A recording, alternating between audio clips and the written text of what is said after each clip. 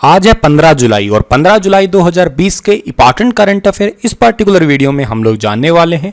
आशा करता हूं आप सभी बहुत अच्छे होंगे। मेरा नाम है सुनील, स्टार आईक्यू परिवार में आप सभी का स्वागत करता हूं। अगर आपने अभी तक मेरे चैनल को सब्सक्राइब नहीं किया है तो चैनल को सब्सक्राइब करिएगा और पास में बेल आइकन है उसे भी प्रेस करिएगा ताकि जितनी भी वीडियो मैं अपलोड करूं उनका नोटिफिकेशन सबसे पहले आप ही को मिले। कल मैंने आपसे क्वेश्चन पूछा था, उसका सही आंसर क्या है कि सलबाई की संधि किस युद्ध से संबंधित है।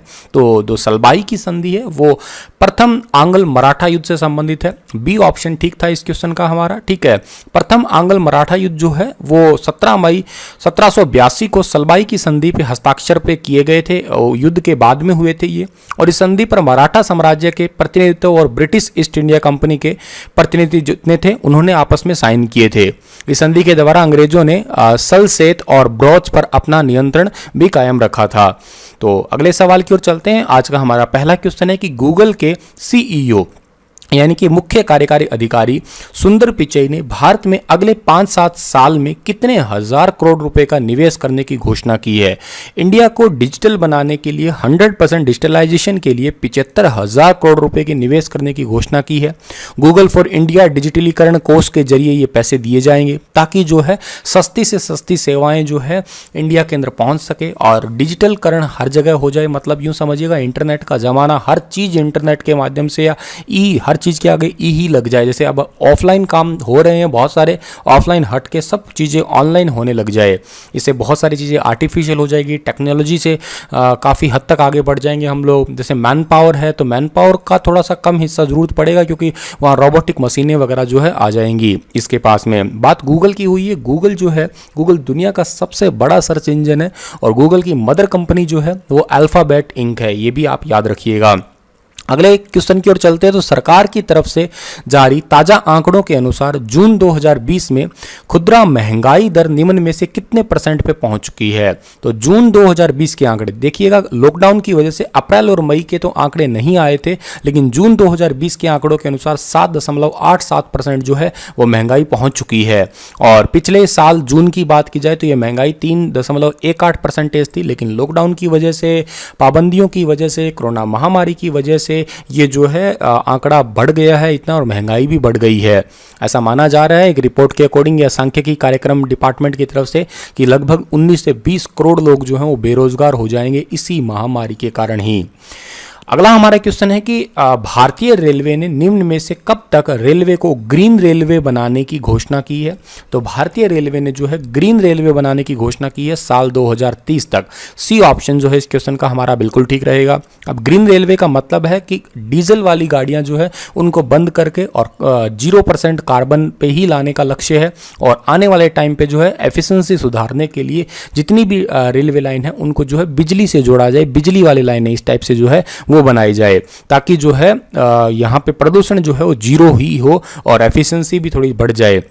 रेलवे ने बड़ी लाइन के सभी मार्गों को दिसंबर 2023 तक जो है वो बिजली वाली लाइन बनाने का लक्ष्य रख रखा है और 2030 तक भारत के पूरे रेलवे सिस्टम को जो है वो बिजली वाला या विद्युतीकरण कर दिया जाएगा लाइनों का।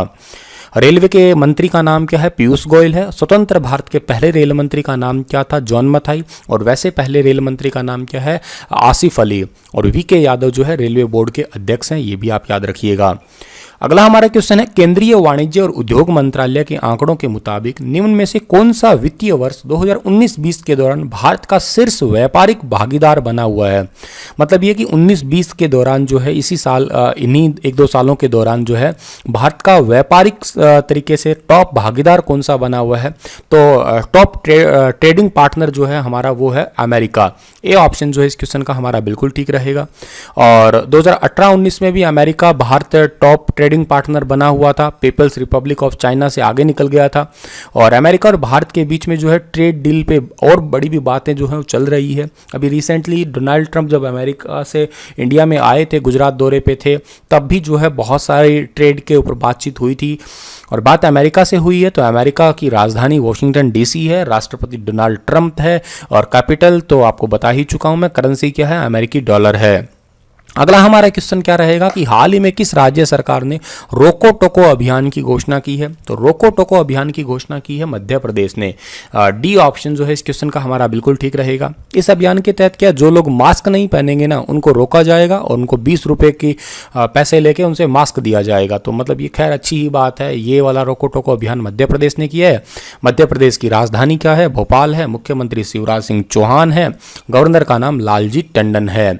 अगला हमारा क्वेश्चन है उद्योग मंडल फिक्की ने वित्त वर्ष 2020-21 में भारत की सालाना जीडीपी वृद्धि दर में कितने प्रतिशत संकुचन का अनुमान जाहिर किया है? मतलब क्या है संकुचन का? मतलब कि कम होने का कितना अनुमान लगाया है?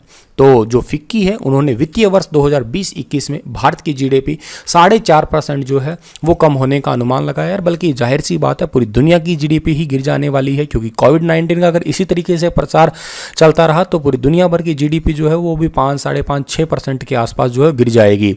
लॉकडाउन की वजह से ही सारा कुछ जो है प्रभावित हो रहा है। ये मल्टीनेशनल कंपनी यानी कि भारतीय बहुराष्ट्रीय कंपनी रिलायंस इंडस्ट्री जो है उन्होंने कितने लाख करोड़ रुपए के मूल्य को छू लेने वाली पहली भारतीय कंपनी बनी है? देखिएगा आज तक इतिहास में ऐसी कोई कंपनी नहीं थी जिसने 12 लाख करोड़ को छुआ हो। सी ऑप्शन सही है। ये बहुत बड़ी बात है इंडिया की, और सी ऑप्शन ठीक है। इंडिया के इस रिलायंस कंपनी का जो शेयर है वो 3.64% से बढ़ के 1947 रुपये पहुंच चुका है। ऐसा माना जा रहा है कि इन्होंने थोड़ा टाइम पहले क्वालकॉम के साथ में जो है क्वालकॉम वेंचर्स के साथ में 730 करोड़ रुपए का निवेश करने की घोषणा की थी। उसके बाद में कुछ ना कुछ शेयर में जो है बहुत ज़्यादा इजाफा हुआ है। अगला हमारा क्वेश्चन है ईरान ने हाल ही में किस देश को बड़ा झटका देते हुए चाबहार रेल परियोजना से बाहर कर दिया है? तो चाबहार रेल परियोजना से भारत को ही बाहर कर दिया है। ए ऑप्शन सही है इस क्वेश्चन का हमारा। ये भारत और ईरान की संयुक्त परियोजना थी। काफ़ी इंपॉर्टेंट क्वेश्चन है ये, लेकिन ईरान ने कहा है कि वो अब अकेला ही इस परियोजना को पूरा करेगा। इस रेल परियोजना को अफगानिस्तान के जरांज सीमा तक बढ़ाए जाने की भी योजना है, ठीक है, और भारत को इससे अलग कर दिया है। तो काफ़ी इंपॉर्टेंट है ये। ईरान जो है, ईरान के जो राष्ट्रपति हैं उनका नाम हसन रूहानी है, जो कि आपको फोटो में दिखाई दे रहे हैं। ये किस दिग्गज हॉकी खिलाड़ी को मोहन बागान लाइफ टाइम अचीवमेंट पुरस्कार से सम्मानित किया जाएगा? तो ये हॉकी खिलाड़ी हैं अशोक कुमार। इनको लाइफ टाइम अचीवमेंट अवार्ड से सम्मानित किया जाएगा, जो कि आपको फोटो में दिखाई दे रहे होंगे ये, ठीक है। कोविड-19 महामारी की मौजूदा स्थिति को देखते हुए इस कार्यक्रम का आयोजन अब ऑनलाइन ही होने वाला है। मोहन बागान दिवस 29 जुलाई को मनाया जाता है हर साल। मोहन बागान ने 1911 में इसी दिन जो है वो IFA शील्ड में ईस्ट यॉर्कशायर रेजिमेंट को 2-1 से हराया था। यह खिताब जीतने वाले पहले भारतीय क्लब भी बना था ये।